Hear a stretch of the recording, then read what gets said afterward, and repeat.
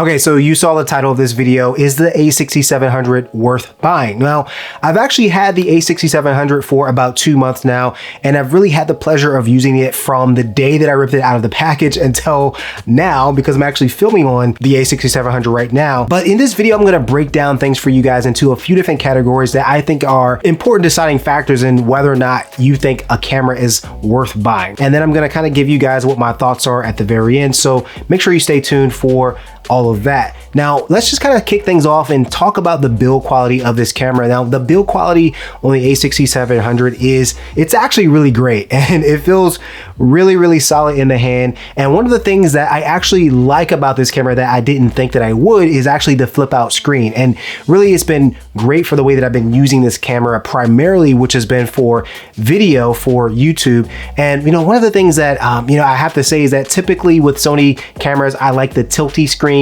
and not necessarily the flip out screen. And so I'm really a fan of that, honestly. But for video, it's been working really great for YouTube. And so that's something that I really enjoy about it. I am primarily a photographer, and so that's kind of why I have that viewpoint, right? Now, the next thing I want to highlight is the menu system, right? The menu, obviously, to me, it's actually pretty sweet, and it's actually a great upgrade from what I'm actually used to. I actually upgraded to the A6700 from the A6400, and obviously that used that old, like, convoluted menu that everyone always complained about, and also used two A7R3s for my professional work as well as a photographer, and that also has the older menu system. So using this newer menu has actually been really great, and it's actually really easy to use. And honestly, what I really like about it the most is if you think about something and you think about where you think it should be in the menu system, is probably in that place that you think it should be, which is just how menus should actually be, right? Very intuitive and very well thought out, right? And so great job, Sony, with that menu system. That is a plus for me. Now, when it comes down to battery life, this is something else that I think that is really important when you are deciding whether or not this is going to be a great camera. Now, I can tell you right now, the battery life is great. One of the main reasons is that it uses those Z batteries as well that you find in other high-end, Sony products like the A7R3 and other products as well. When I compare it against what I'm used to with the A6400, it's way better. The batteries last way, way longer.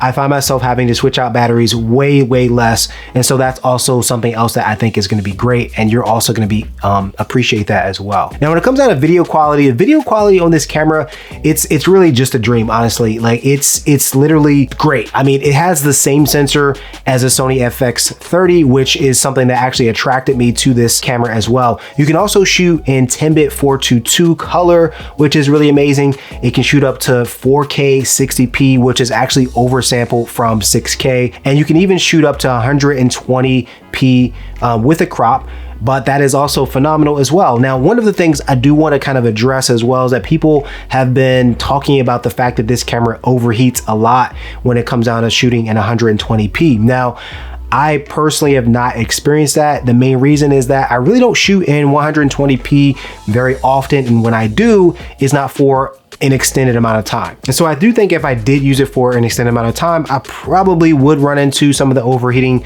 that people have complained about, but honestly, it just hasn't happened for me yet. And it's not to say that it will never happen for me, because it really just depends on how my use of this camera sort of transforms over time. But as of right now, it's not something that is a problem for me at all. Now, you can also shoot in S-Log and S-Cinetone with this camera as well, which is phenomenal. I've actually tested it out a little bit as well. It's not something that I've gotten really deep into when it comes down to the video game, right, in terms of using S-Log 3, but I do plan on diving into that and playing around with that. So I think over time, you'll probably notice a difference in my videos as well, but that's something that is awesome that it has. It also has in-body stabilization as well, which really does take, the video production quality to the next level, especially for me, coming from an A6400, which did not have any in-body stabilization whatsoever, right? So for any kind of handheld video, it's honestly really great. And honestly, when it comes down to taking things to the next level, when it comes down to maybe using a gimbal, I really think that this is going to be an amazing camera to use with a gimbal. You're going to have some awesome results. Personally, I've already built a cage around this. I have a top handle and also a side handle as well. And so I'm starting to experiment with kind of handheld video as well. And so far it's been really great. And I can tell that this in-body stabilization is there. It's doing a fantastic job, but I'm looking forward to seeing what things might look like with a gimbal down the line. Now, when it comes down to photography, which again is kind of my main thing, right?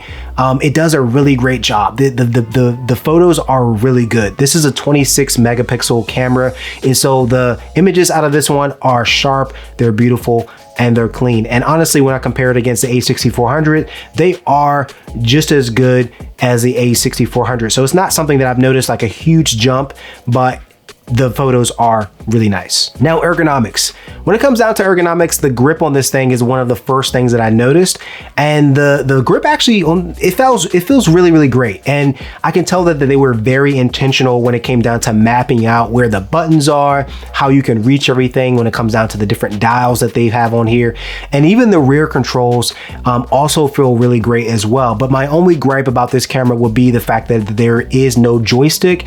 And that's probably a really small gripe, honestly. It's just something that I'm used to, but the fact that the screen is fully touchscreen really does make up for that, because honestly, I can just touch the screen and kind of get the same effect that I would have gotten from the joystick. The joystick is just a little bit more tactile in my opinion, and something that I'm just used to again, right? So I can't complain too much. One of the other things that I like that they added on here is the mode dial, which basically allows you to switch from photo, video, and S&Q really, really easily.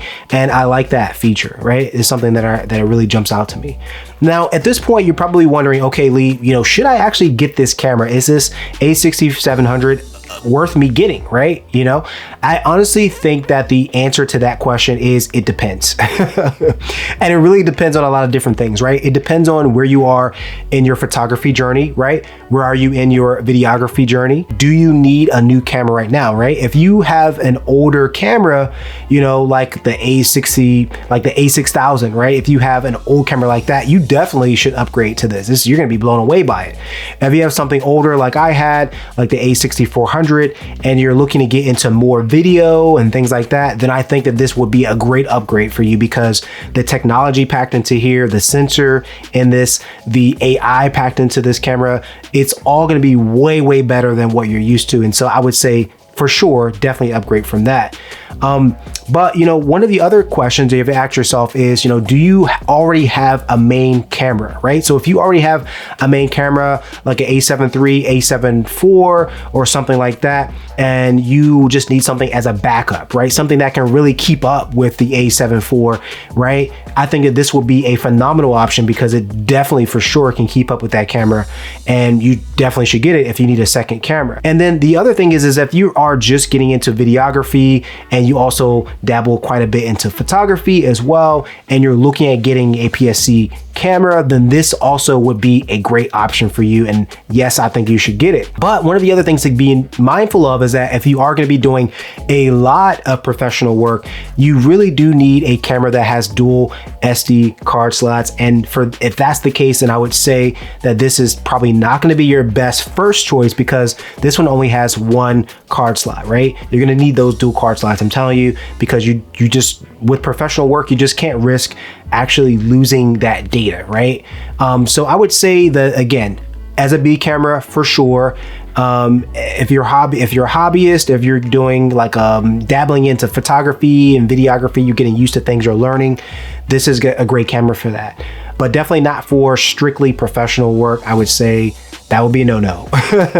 So definitely don't do that, right? If you are doing that professional work, I would say just get the FX30, or go ahead and get like an A7R4 if you're primarily photo, right? That would be what I would suggest for you. If you found this video to be helpful, definitely hit the like button. And also, if you haven't already, hit the subscribe button. One of the things that I will tell you that I look forward to when I make these videos is really your comments, right? So leave me some comments below. Let me know what you guys think. Let me know what your thoughts are on the A6700. If you have any ideas or questions or what have you for next videos or future videos, let me know in the comments below. I really appreciate you guys for watching this video. It's definitely exciting to see the likes and the comments, because at the end of the day, I'm just talking right into a camera. It's a little weird, you know, it's a little weird, but when I produce the video and put it on the internet, I know you guys are real and it feels a little bit less weird. So definitely, you know, leave me some comments below. I appreciate you guys for watching this one, and I'll see you in the next video.